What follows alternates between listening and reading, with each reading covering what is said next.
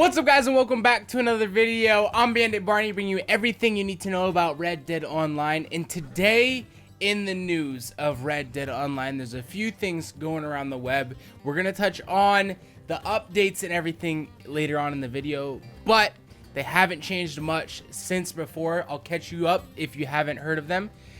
New things in the news, though, is NPR released an article on Red Dead basically saying that the game is phenomenal because it did the opposite of every other game since the creation of games. The article states that there's a power curve involved in all games. Now let me touch on this for you here. Okay, as NPR writes, the power curve is what makes video games work. It is the core narrative and gameplay mechanic in virtually every game since Pac-Man. At its most basic, it works like this. You, the player, are dropped into a world as nearly helpless pixel blob, alone and vulnerable. You hit some slimes with a stick, you try not to die, and eventually you get bigger.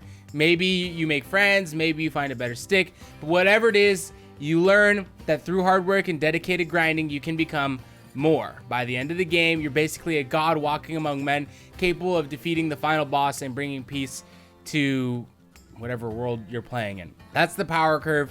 And as NPR goes on to state, the only absolute true and inviolable law of the video game world, except in Red Dead 2. Okay, so they're saying that basically, spoiler alert, spoiler alert, spoiler alert, if you have not played the campaign, do not continue the video. Stop where you are. They're basically saying that Rockstar has done with Red Dead 2, which no game has ever done before, which has made your character sick. No game in the history of games has ever done this, and Red Dead 2 is the first to do this. Now, I'm not hating on Red Dead 2, it's a great game. Phenomenal story, one of the best I have ever played. I don't think it's true that it's the only game that has followed this side of the power curve, which is kind of the opposite, where in Red Dead 2, you realize partway through that Arthur Morgan is sick, and that he's not going to last the rest of the game. And it's just not true to say that this is the only game that's ever done that. But Red Dead 2 has done it super well. NPR is saying the general power curve of a game is you drop in, and you slowly get better and better until at the end, you're just this crazy good character. And they're saying basically what Red Dead 2 did is you drop in the game, and your character actually goes on a decline. You meet the gang, Dutch and everyone, you meet the gang of people right after the apex point, right after they do the Blackwater job, and they're on the downfall from then on. Obviously, there's parts of this that are true. The gang falls f***ing apart, right? But your character does get stronger. You get better weapons, you get better guns, and you do more things. Ultimately, the story ends up taking Arthur Morgan from you, but you get the point. So that's what NPR has said. And another point of news, the GDC, Game Developers Choice, has given Red Dead 2 7 nominations, which is more nominations than any other game. And I have to say, I didn't play like the Spider-Man game or the God of War game that came out in 2018. I wish I did, or I will probably in the future. I just don't have a lot of time. But those two games only got 6 awards. And I have to say, when it comes to the campaign of Red Dead 2, it is phenomenal for like 60% of it. For 60% of it, it's literally like an experience that you haven't had in gaming before. So much fun, so much detail, more detail than you've ever seen in a game.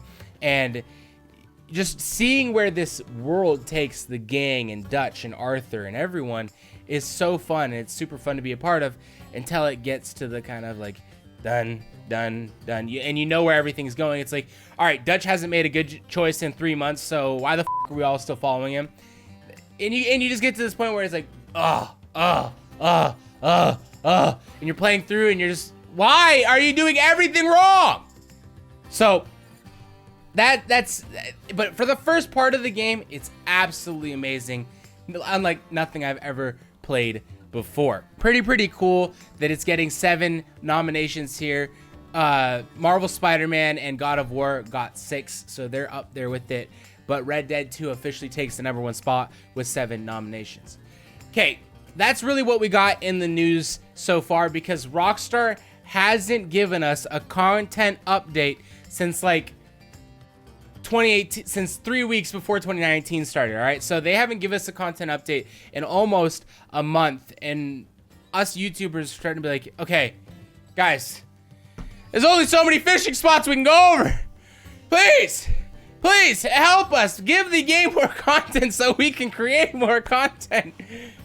All those YouTubers, maybe they won't say it, but we're scratching. We're trying to get things interesting and trying to create good content for you guys. And Rockstar hasn't spoken on any of the content coming to the game. We're going back now to 3-4 weeks ago. If you just got the game on Christmas or whatever and you're not aware of it, this might be new to you. But we're expecting this month some major content updates from Rockstar. Now, I'm hoping that that's in the form of wagons. This is something that Rockstar hinted on very early on, even before the beta came out, was wagons and properties. So puts into perspective that this is something Rockstar's already been working on. Wagons with mounted machine guns and property changes to your camp. Right now, the camp feels pretty useless. Now, one thing that I think we all would look forward to in a wagon would be, let's get a wagon where we can store some goods. So when we're out, we can go on like this hunting expedition. Right now, you can go out hunting and you can store a lot of stuff on your horse. But I'm talking about, let's go up into Amberino and start hunting some elk, some bigger animals, and give us a way to store more than one of those large pelts. Give us something like a wagon that we can put all that into. On top of that, keeping it as a way to fight off some of the griefing, have this wagon be unaffected by griefers. So if you die while you're hunting and you have this wagon on you, you keep all your pelts. They don't go anywhere. You don't lose your wagon. That's something that I'm really hoping that we can get, a change that we can get. Griefing is we did a video on it. There's only like 22% of players in Red Dead 2 are griefers, but it feels so much worse when you're getting griefed, because you put in like 30 minutes of effort to hunt pelts and whatnot, and everything, unless it's in your satchel, disappears when you get griefed. So I'd like to see, and I think that Rockstar is going to go in the direction of making griefing a less consequential thing to be on the victim side of. Other than that, in 2019, we talked previously about getting Rockstar to be more open. I don't think that that's necessarily going to happen, but content changes like mini games are bound to come in here in this new big update. There's no way around Rockstar not adding mini games soon here. Right now, the matchmaking system is very, very general and kind of bland. So we're gonna look for not only new mini games, but maybe more of a matchmaking or more classified matchmaking, so you play the games you want to and not necessarily the ones that you don't want to. That kind of transitioning into heists and more cooperative posse versus NPC things, because right now there isn't really a posse to NPC activity you can do. It just doesn't exist in the game right now. All posse activity is player to player activity. So and this is something that GTA strives on. It's so good at.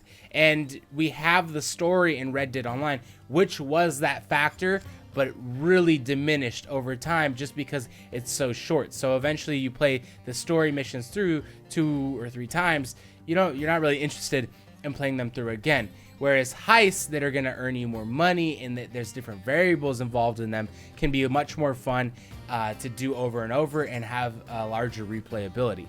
So we're looking to see that come in. Now, how big Rockstar goes, up in the air. I'm curious as to why they haven't at least talked about where they're going, and they've just kept everyone in the dark. It seems like just as a rule of thumb, when you create more transparency, people are willing to wait a little bit longer. Obviously, that can backfire if you create transparency and then you don't deliver. It's a worse scenario. So maybe Rockstar doesn't feel like they're capable of having that transparency because they don't know what kind of timeline they're on, or maybe it's just not their motto. Maybe they just, that's not how they function.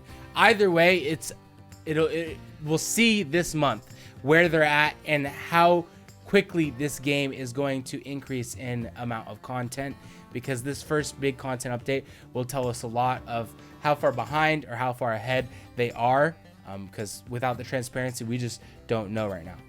But other than that, there's not a whole lot going on in the news of Red Dead 2 Online. Thank you guys so much for the recent support on the channel. One of the bigger and one of my more favorite videos that we put out recently is the griefing video, where we went and we tested griefers all around the map. If you guys want to check that out, that'll be linked in the description below.